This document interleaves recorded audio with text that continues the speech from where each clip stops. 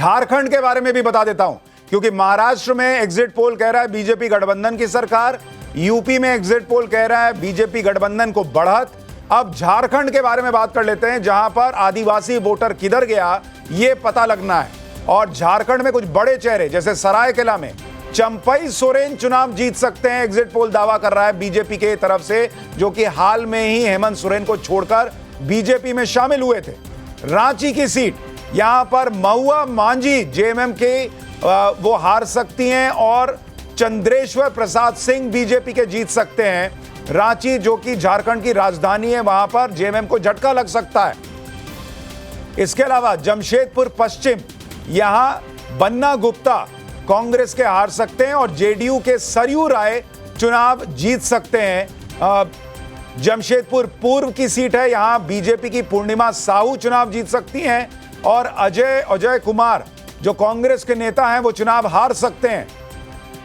Jamtara, Sita Murmu BJP की चुनाव हार सकती हैं। इरफान अंसारी कांग्रेस के चुनाव जीत सकते हैं जामताड़ा से। बरहेट की सीट, हेमंत सोरेन यहां से चुनाव लड़ रहे हैं और हेमंत सोरेन अपनी सीट बचाएंगे, जीतेंगे, ये एग्जिट पोल दावा कर रहा है।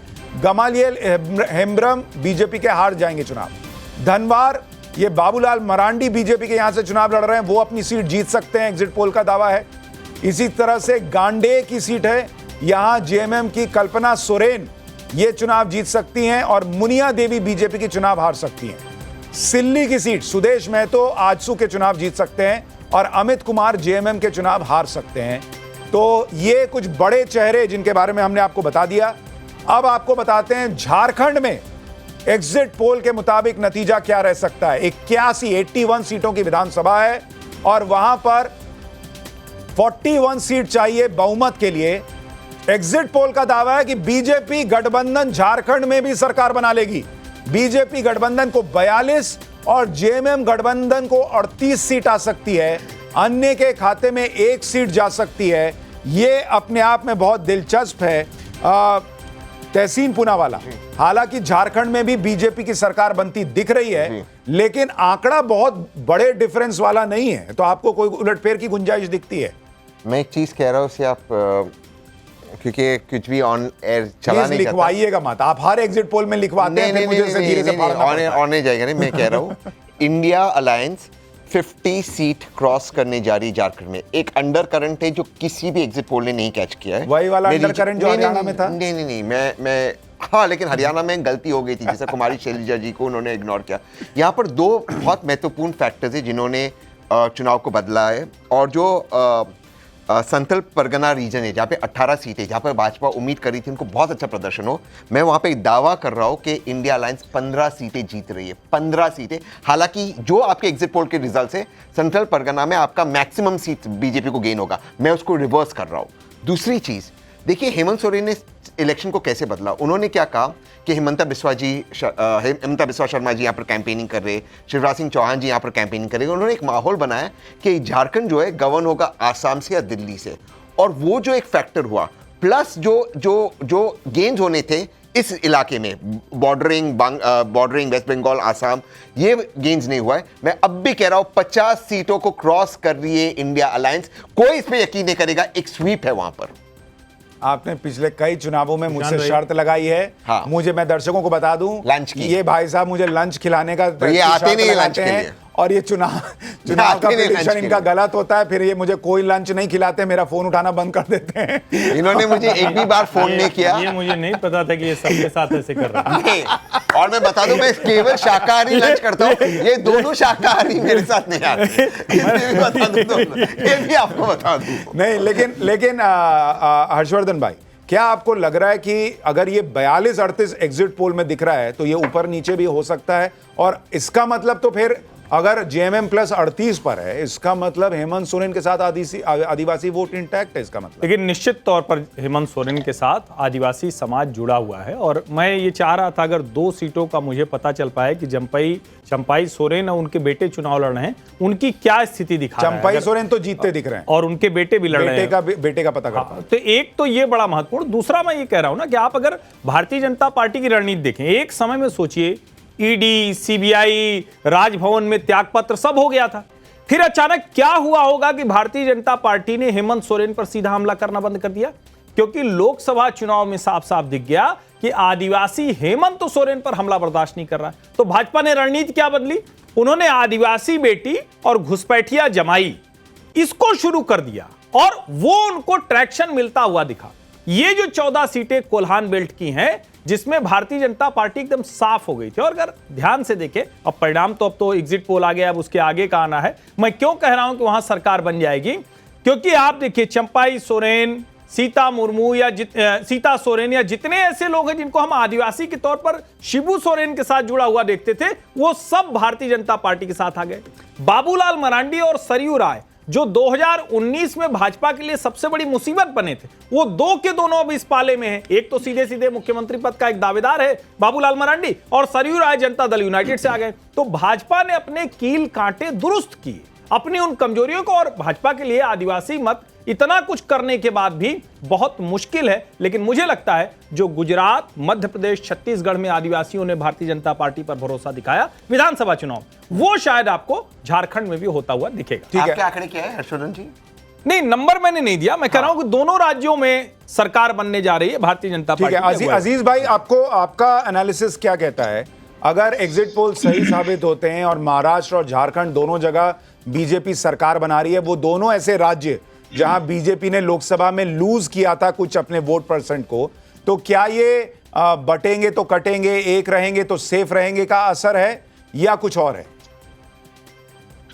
देखिए सुशांत भाई, जो एग्जिट पोल में दिखाया जा रहा है और ये बहुत दावेदारी के साथ और बहुत मजबूती से इस बात को मैं रखना चाहूंगा कि जो हालात रहे हैं महाराष्ट्र के और झारखंड के, मैं बिल्कुल ईमानदारी से कहना चाहूंगा कि अंडर करंट रहा है, उसको एनालिसिस किया नहीं जा सकता, क्योंकि एग्जिट पोल से वो तय नहीं किया जा सकता कि महाराष्ट्र की स्थिति एक्चुअल क्या बनेगी और झारखंड की क्या बनेगी।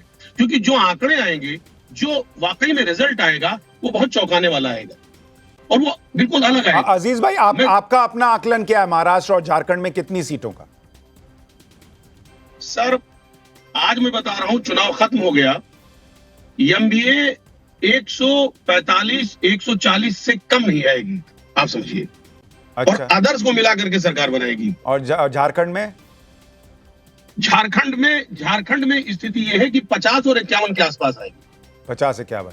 सिद्धार्थ भाई, अजीज भाई अभी भी उम्मीद रख रहे हैं और रखना भी चाहिए। एग्जिट पोल कोई फाइनल नतीजा तो है नहीं, लेकिन वो ये कह रहे हैं कि एक अंडर करंट है जो एग्जिट पोल पढ़ नहीं पा रहा है और बीजेपी को वही अंडर करंट जो है वो करंट देगा।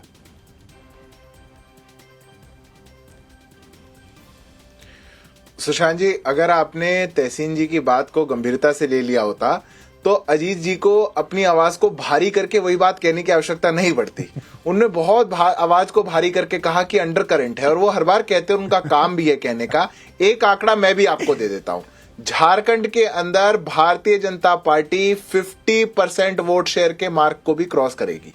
50% वोट शेयर के मार्क को भारतीय जनता पार्टी, ये जितने प्रकार का नैरेटिव बिल्डिंग है अंडर करंट का, ये तो 2 दिन की बात है। चलिए 2 दिन तक काटना है, 3 दिन काटना है तो कह लीजिए, पर जब एग्जैक्ट पोल आपके सामने आएगा तो प्रचंड बहुमत की, पूर्ण बहुमत की सरकार भाजपा झारखंड के अंदर बनाने जा रही है। और उसका कारण है, मैं 10 सेकंड में बता देता हूं। क्योंकि जिस प्रकार से रोटी बेटी और माटी की लड़ाई भारतीय जनता पार्टी ने झारखंड के अंदर लड़ी, और जल जंगल और जमीन पर जिस प्रकार से हमला जेएमएम की सरकार ने वहां किया था, वो वहां के हर वर्ग के मन में उतरा है। कैसे वहां के हक को छीन करके, आदिवासी समाज के हक को छीन करके किन लोगों में बांटने की एक साजिश जेएमएम की थी, और किस प्रकार से विकास की धारा का वादा और विकास की धारा का स्वप्न भारतीय जनता पार्टी का था, ये परिणाम बिल्कुल आपको रिफ्लेक्ट होता हुआ दिखेगा। तो सरकार तो आपका एग्जैक्ट पोल दिखा रहा है, पर मैं फिर से विनम्रता से कहता हूं, ये आंकड़ा इससे भी बड़ा होगा और भाजपा और जीत के साथ झारखंड में आपको क्या लग रहा है? अमित, देखिए, मैं जमशेदपुर से आता हूं, झारखंड को बहुत नजदीक से देखता हूं, क्योंकि 28 अगर देखिए इसमें बड़ी भूमिका है आदिवासी। जो 28 सीटें हैं, पिछली बार 26 उनके साथ थी, हेमंत सोरेन के साथ, जेएमएम के साथ। इस बार जो खासे कोल्हान इलाका जो कि पूरी तरह बीजेपी साफ थी, वहां पे 5 सीटें दिख रही है वहां पर जो है 2 आजसू के अलावा बीजेपी और जेडीयू के पास भी जा रही है, तो वो अगर वहां पे 5 गेन करती है और संथाल में 4 सीटें थी पिछली बार, जिसको लग रहा है कि इस बार वो अच्छा करेगी, तो इसी लिहाज से काफी क्लोज है। लेकिन मुझे लग रहा है कि अभी भी बहुत ज्यादा नजदीक है, बहुत कम आंकड़े पर थोड़ा पलड़ा जो है मेरे अंदाजे से, जो अगर देखिए तो थोड़ा जेएमएम के बहुत ज्यादा खिलाफ भी नहीं है, इसलिए बहुत नजदीक है मुकाबला। जो आंकड़े हैं 42 जो दिखा रहा है, मुझे लगता है लगभग 1-2 सीट आगे पीछे हो सकता है, लेकिन बहुत ज्यादा अगर 50 की बात, मुझे थोड़ी उम्मीद कम लग रही है। एग्जिट पोल में जब ऐसा 42-38 दिखता है तो मामला इधर उधर हो सकता है, ये हमको मान के चलना चाहिए। सुशांत जी देखिए, जेएमएम के खिलाफ मामला कतई नहीं है। मैं बार बार पूरे चुनाव में ये कह रहा हूं, हेमंत सोरेन के खिलाफ बीजेपी ने जो रणनीति बनाई थी, पहले जो बनाई थी, करप्शन, भ्रष्टाचार, जमीन ले लिया, वो सब फेल हो गई। लोकसभा चुनाव के बाद भारतीय जनता पार्टी ने वहां कोर्स करेक्शन किया, इसीलिए वो हेमंत सोरेन पर सीधे हमला करने से बचे। अगर और ज्यादा हमला करते तो शायद विधानसभा चुनाव में जो आंकड़े थे उनके एकदम विपरीत जाते। मुझे तो अभी जो बेहतर हो रहा है वो उस वजह से उन्होंने हेमंत सोरेन को जेल भेज के हेमंत सोरेन को और पोस्टर बॉय बना बिल्कुल दिया, जीवन दान दिया, जीवन दान ताकत दे दी। और उससे हेमंत सोरेन जो शायद ग्राफ नीचे जाता वो और ऊपर चला गया। जो बीजेपी की आजकल जो वो कई गलतियां करती है उनमें से एक गलती थी। 3 राज्यों के एग्जिट पोल हम आपके सामने रख रहे थे, जिसमें मोदी लहर बटेंगे तो कटेंगे नारे पर जनता की मुहर लगती दिख रही है। कम से कम अभी एग्जिट पोल के मुताबिक सर्वे में महाराष्ट्र में महायुति की सरकार, झारखंड में एनडीए गठबंधन को जीत के आसार, और यूपी उपचुनाव में 6 सीटों पर बीजेपी को जीत मिलेगी, यह हमारा सर्वे दावा कर रहा है। और झारखंड से हमारी सहयोगी तेजश्री इस वक्त जुड़ रही हैं। तेजश्री, आप बताइए, आपको वहां झारखंड में किसका तेज फैला हुआ दिख रहा है? जी बिल्कुल, देखिए जिस हिसाब से एग्जिट पोल्स के नतीजे आ रहे हैं उसके हिसाब से तो ये साफ है कि बीजेपी और जेएमएम में कड़ी टक्कर इस वक्त नजर आ रही है। लेकिन यदि हम पहले और दूसरे चरण के मतदान की यदि हम बात करें तो पहले चरण के मतदान में जो शहरी क्षेत्र का वोटर था उसके हिसाब से बीजेपी को काफी बढ़त मिल रही थी, लेकिन जो ग्रामीण क्षेत्र का वोटर था, जो आदिवासी वोटर था, उन्होंने जेएमएम को पसंद किया है। क्योंकि मैया सम्मान योजना, हमने जितनी भी महिलाओं से बात की उनका कहना यह था कि मैया सम्मान योजना से उनको काफी मदद मिली है। याद रखिए, बीजेपी ने गोगो दीदी योजना लाई थी जिसमें 2100 रुपए महिलाओं को मिल रहे थे। फिर उसके बाद जेएमएम ने रकम बढ़ाकर 2500 रुपए कर दी और महिलाओं का ये कहना है कि जेएमएम जो है उन्हें अभी भी सुविधाएं पहुंचा रहा है। यदि हम दूसरे चरण की बात करें तो दूसरे चरण में 1 करोड़ मतदाताओं में से लगभग 60 लाख महिला वोटर है। और इसलिए ये बहुत महत्वपूर्ण भी है कि आदिवासी क्षेत्र होने के साथ साथ महिलाओं का भी यहाँ पर काफी महिला वोटर यहाँ पर काफी ज्यादा तादाद ठीक है, आप कह रही हैं महिला वोटर जो है वो निर्णायक भूमिका में हो सकती हैं। हेमंत सोरेन सरकार ने जो योजनाएं चलाई उसका फायदा हो सकता है, इसलिए झारखंड में मामला थोड़ा टाइट है ऐसा लग रहा है। लेकिन महाराष्ट्र को लेकर ज्यादातर लोग कह रहे हैं कि भाई वहां महायुति की सरकार रिपीट हो जाएगी, ऐसा लग रहा है। लेकिन उत्तर प्रदेश में थोड़ी चर्चा और करना चाहूंगा।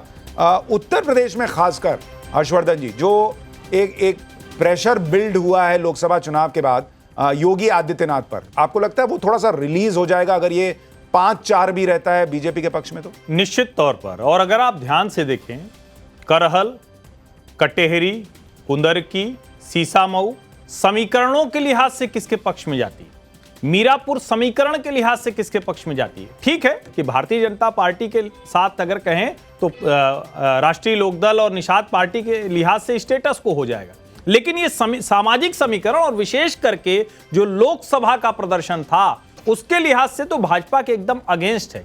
जिस फूलपुर की बात कर रहे हैं, फूलपुर से प्रवीण पटेल सांसद हो गए अब फूलपुर लोकसभा से, वो 5000 मतों से लोकसभा जीते थे कुल, और 3 या 4000 ऐसे ही कुछ था, 5000 से कम था जब वो विधानसभा जीते थे। अब वहां से दीपक पटेल लड़ रहे हैं, जो केशरी देवी पटेल पहले सांसद हुई थी, उनके बेटे हैं ये। तो भारतीय जनता पार्टी के लिए ये बहुत आसान लड़ाई नहीं थी, लेकिन इसमें कहना चाहिए कि योगी आदित्यनाथ ने तय करके, और सोचिए 3 महीने पहले वो रणनीति बनाई, एक समय में जब लग रहा था कि लोकसभा चुनाव के बाद पूरी तरह से भारतीय जनता पार्टी थोड़ा सा बैकफुट पर चल रही है, थोड़ा सा सुस्त सी नजर आ रही है, वहां वो खड़े हुए। और आसान नहीं था जब आपके खिलाफ कहा जा रहा हो कि भाई लोकसभा में गड़बड़ हो गया, मुख्यमंत्री की कुर्सी है, तो ऐसे में जब वो खड़े हुए, और अगर ये 5-4 भी होता है तो ये निश्चित तौर पर अजीज भाई मोरल बूस्ट जैसा होगा। अगर ये 5-4 रहता है तो आपके हिसाब से किस पे प्रेशर बिल्ड होगा? ज्यादा हो गया तब तो बम है, और ज्यादा हो गया तो बम है। लेकिन 5-4 पे ही चलिए या 6-3 हमारा आंकड़ा रख लीजिए, तो क्या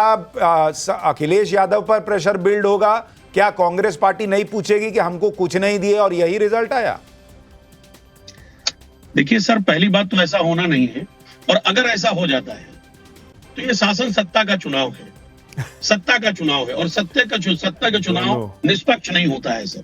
इसलिए किसी तरीके का कोई प्रेशर हमारे नेता पे नहीं रहेगा, क्योंकि हमारे नेता को जनता पसंद करती है, कार्यकर्ता पसंद करते हैं, उत्तर प्रदेश की जनता पसंद करती है। और इसका सीधा साधा अभी जागता सबूत, अभी लोकसभा का चुनाव हुआ है और लोकसभा में किस तरह बीजेपी को हार मिली है, किस तरह बीजेपी गिरी है मुंह के बल, मुझे लग रहा है ये पूरे देश ने देखा, पूरी दुनिया ने देखा। अच्छा, लेकिन अजीज भाई, मुझे याद है अखिलेश जी ये भी कहते हैं कि जहां पर ईवीएम स्टोर की जाती है उस पर नजर रखो, ये लोग कुछ भी कर सकते हैं। तो जब ये लोग ईवीएम जहां स्टोर होता है वहीं कुछ गड़बड़ कर देते हैं तो फिर वोटिंग करने जाने से रोकने की जरूरत ही नहीं पड़ती, जाओ वहां वोट करो, हम ईवीएम स्टोर में गड़बड़ कर देंगे। सर देखिए, एक बात समझिए आपकी, हम इससे पहले भी हमारे नेता ने कहा और हम सब लोग कह रहे हैं कि हम चुनाव जीतते हैं या हारते हैं, ईवीएम पर सवाल है और हमेशा रहेगा। उस पर सवाल खत्म नहीं हो सकता, क्योंकि वो एक टेक्नोलॉजी के हिसाब से वो कहीं ना कहीं उससे गलतियां होती हैं और उसमें कुछ भी किया जा सकता है, मैनिपुलेट किया जा सकता है।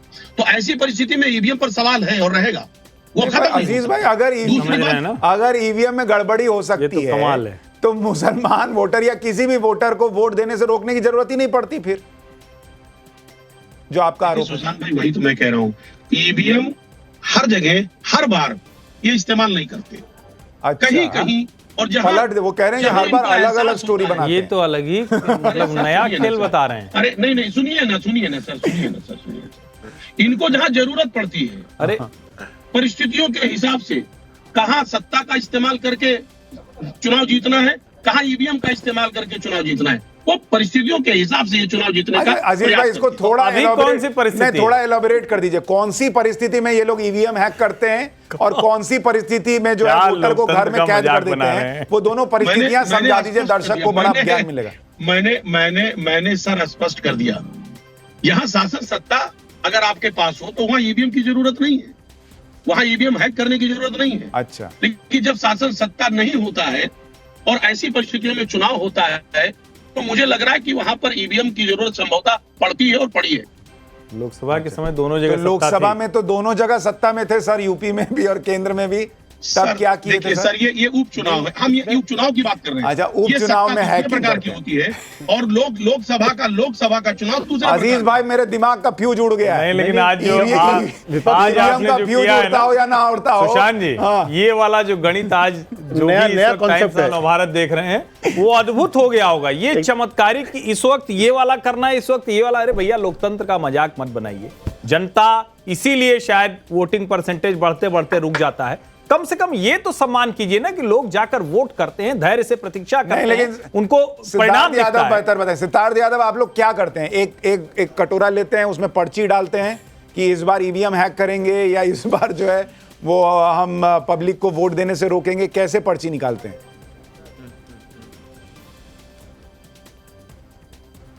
देखिए सुशांत जी, उस पर तो मैं जवाब दूंगा ही, पर मैं तो आपको एक रिक्वेस्ट कर रहा हूं, आप ये एग्जिट पोल के आंकड़े दिखाना बंद कर दीजिए, क्योंकि अजीज खान जी के जो जवाब है वही एग्जिट पोल है।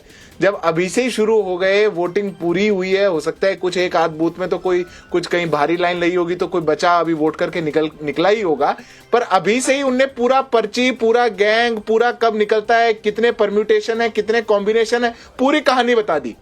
इतना भी उपहास मत बनाइए। मैं तो हाथ जोड़ के आग्रह करता हूं, मैं युवा हूं और आपको आग्रह कर रहा हूं, कितना फर्स्ट टाइम वोटर होता है, कितना देश का नौजवान है जो वोट करता है, आकांक्षा के साथ वोट करता है, उसका मजाक बनाया जाए कि नहीं अभी ये करते हैं तब नहीं करते। मतलब लोकसभा के अंदर हम सत्ता में, अच्छा सिद्धार्थ भाई, जरा यूपी उपचुनाव का पोल ऑफ पोल्स बता दें। जेवीसी का जो सर्वे है वो यूपी में 6 सीटें बीजेपी को दे रहा है, सपा को 3।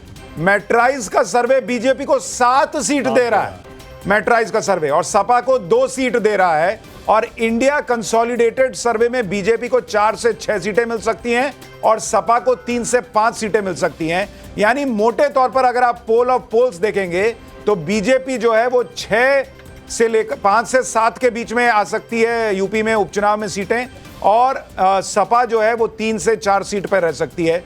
तहसीन पूनावाला मोबाइल लेके ढूंढ रहे हैं कहीं देख तो रहा मेरे हूं। काम का कुछ मिले, लेकिन किसी सर्वे में उनके काम का कुछ नहीं मिल रहा है। नहीं मुझे 10 सेकंड दे दें सर। मैं अजीज भाई आ रहा हूँ, 1 मिनट अजीज भाई आ रहा हूँ। तहसीन पूनावाला, नहीं, ये चीज़ जो यूपी के जो बाई इलेक्शंस हो रहे, उपचुनाव हो रहे, मुझे लगता है 5-4 होगा इंडिया अलायंस के पक्ष में। पहली इंडिया अलायंस के पक्ष में। 1 मिनट, पंकजा मुंडे हमारे साथ जुड़ गई हैं, एक बार उनके पास चलते हैं। पंकजा जी, बहुत बहुत स्वागत है आपका टाइम्स नाउ नव भारत पर। और अभी एग्जिट पोल वाली बधाई लीजिए, रिजल्ट जिस दिन आएगा उस दिन देखेंगे बधाई देनी है या नहीं देनी है। लेकिन हमारा एग्जिट पोल कह रहा है कि बीजेपी की सरकार बन रही है, 160 के करीब आपको सीटें आएंगी। आपका अनुमान क्या कहता है? मेरा अनुमान ये कहता है कि इससे कम तो बिल्कुल नहीं आएंगी, आएंगी तो इससे ज्यादा ही आएंगी। और मुझे पूरा विश्वास है कि पूरे बहुमत से हमारी सरकार बनेगी। और इसकी वजह क्या मानती हैं आप कि लोकसभा में जो वोट प्रतिशत घटा था, अगर वो वापस आ गया है तो इसकी वजह क्या है? इसकी वजह ये है कि एक तो तीसरी बार हमारी सरकार बनी है, केंद्र में मोदी जी ने हैट्रिक करी है, तो एक विश्वास लोगों के मन में है कि फिर से सरकार बनाएंगे महायुति की, तो विकास का जो गति है वो बढ़ेगी। दूसरी महत्वपूर्ण वजह यह है कि जो फेक नैरेटिव हुआ था लोकसभा में, संविधान बदल देंगे, ये करेंगे, वो करेंगे, ये सब फेक नैरेटिव इस बार पूरी तरह नलीफाई करने में हमें बहुत अच्छा यश हासिल हुआ है। और जो हमारी सरकार ने जो योजनाएं की है, ये योजनाएं बड़ी लोकप्रिय हुई है और लोगों को उसका असर दिखा है। ये सिर्फ योजना हवा में नहीं, बल्कि लोगों के अकाउंट में लाडली बहन जैसी जो योजना आप देखिए, लाडली बहन, वो भी बहुत ही पॉपुलर हुई है। हमने लोगों के सोलर पंप के बिल पूरे 0 कर दिए। तो ये सारी योजनाओं से लोगों के मन में बहुत सकारात्मक। तो पंकजा जी, बटेंगे तो कटेंगे, एक रहेंगे तो सेफ रहेंगे, इसका कोई असर नहीं हुआ इस चुनाव में? देखिए, असर का कोई सवाल नहीं है। मुझे लगता है जितना नैरेटिव पिछले चुनाव में था, पार्लियामेंट्री चुनाव में एक अलग सा यूनिक सिचुएशन हो गया था। यहाँ एक मराठा रिजर्वेशन की मांग बढ़ी जा रही थी, उसकी वजह से एक सिचुएशन तैयार हुई थी। उस सिचुएशन के चलते हमें उस समय जो तकलीफ हुई, ये इस बारे में नहीं होगी। इन सब चीजों का मुझे नहीं लगता है असर नकारात्मकता से कोई होना चाहिए, सकारात्मकता से ही होगा। हम लोग, मोदी जी ने हमेशा ये कहा है, सबका साथ सबका विकास, तो सबके साथ सबके विकास के साथ ही चुनाव चला है। यानी आप अपने स्टैंड पर कायम है, बटेंगे तो कटेंगे, महाराष्ट्र में नहीं चलता? देखिए, मेरा स्टैंड यही है कि जितना हम सबके साथ चले, सबको लेके चले, और जैसे हम लोग सारे समुदाय को विकास की ओर सोचने पर मजबूर करें, वो सबसे ज्यादा अच्छी जीत होगी। कभी कभी सुख और ऐश्वर्य के साथ समृद्धि भी होना जरूरी है। समृद्ध देश के लिए पंडित दीनदयाल उपाध्याय जी ने हमको अंत्योदय की योजना से प्रभावित किया है। तो अंत्योदय का मतलब जो अंत में खड़ा है, उसका उदय, फिर वो कोई भी हो। चलिए पंकजा जी, बहुत बहुत धन्यवाद हमारे साथ जुड़ने के लिए और बहुत सारी शुभकामनाएं रिजल्ट वाले दिन के लिए। लेकिन पंकजा मुंडे को सुनकर ऐसा लगता है कि उनको ऐसा लगता है कि बटेंगे तो कटेंगे, ये सब महाराष्ट्र में नहीं चला है। तहसीन, बिल्कुल नहीं चला है और चलेगा भी नहीं। जो लोग कह रहे थे बटेंगे तो कटेंगे, कल पकड़ेंगे ये करते हुए बांटेंगे तो जीतेंगे। लेकिन देखिए, पंकजा को मैं बहुत अच्छी तरह से जानता हूँ, व्यक्तिगत तौर से मेरी बहुत अच्छे मेरे पारिवारिक संबंध है उनसे, और हाल में उनसे मुलाकात भी हुई थी। उन्होंने जो उनकी उन्होंने रोल निभाया, क्योंकि वो उनको इंचार्ज बनाया गया था, वो एक एमएलसी है, तो मैं उनको बहुत बहुत बधाई देना चाहता हूँ। लेकिन मैं फिर भी मानता हूँ महाराष्ट्र में एमबीए की जीत होगी। लेकिन जो पंकजा कह रही है, नितिन गडकरी जी कह रहे हैं, उसको गंभीरता से भाजपा को लेना चाहिए। जो वो फॉर्मूला था योगी आदित्यनाथ जी का, वो महाराष्ट्र में कभी भी नहीं चलेगा। सिद्धार्थ, आपको लगता है पंकजा ने इनडायरेक्टली लेकिन संकेत दिया कि बटेंगे तो कटेंगे, एक नेगेटिव नारा था? बहुत नेगेटिव। नहीं सुशांत जी, मैं इस बात से सहमत नहीं हूं। मैं भी अभी उनके ये स्टेटमेंट को, वक्तव्य को सुन रहा था। उनका कहना इतना ही है और हमारे सभी नेताओं का कहना ऐसा है कि महाराष्ट्र के अंदर जो भाजपा ने काम किया है, जो हमारे गठबंधन ने काम किया है और हमारी जो लीडरशिप रही है, जो प्रधानमंत्री का विजन रहा है, वो बहुत बड़ा और सबसे बड़ा फैक्टर है। हमारे प्रधानमंत्री का विजन, वहां पे किया हुआ काम, वहां की डेवलपमेंट, ये सबसे बड़ा विषय होगा जिस पर लोगों ने अपना मत हमको दिया है। पर सवाल तो उन पर है जो लोग बांटना चाहते थे, जिन लोगों ने IUML की 17 मांगे लेकर के उनको कंडीशनल सपोर्ट को हाँ दिया, उनको पत्र लिख करके भेजा, जिन लोगों ने अलग अलग मौलानाओं से ये स्टेटमेंट्स दिलवाए कि जो भाजपा को वोट करेगा उसका बहिष्कार कर दो, उसका हुक्का पानी बंद कर दो, उन लोगों की दुकानों में क्या होगा? उन लोगों की दुकानों में हो सकता है कुछ नारों का बड़ा असर पड़ा हो सकता है कि ऐसे लोग जो नफरत फैलाना चाहते थे, जो ऐसे एजेंट्स को आगे रख करके ऐसे एजेंडा को चलाना चाहते थे, उन लोगों को बहुत आहत हुई हो। अगर आहत नहीं हुई होती सुशांत जी, तो इतना जवाब या इसी नारे को लेकर के इतने उनके खेमे में खलबली, ये तो मेरे को लगता नहीं कि भाई आप इस पर रिस्पॉन्ड करना चाहेंगे? एजेंडा डिवाइसिव था, अजीज भाई कहीं ना कहीं इस एकता के नारे ने कहीं ना कहीं कठिनाई पहुंचाई, ये तो बात स्पष्ट होती है।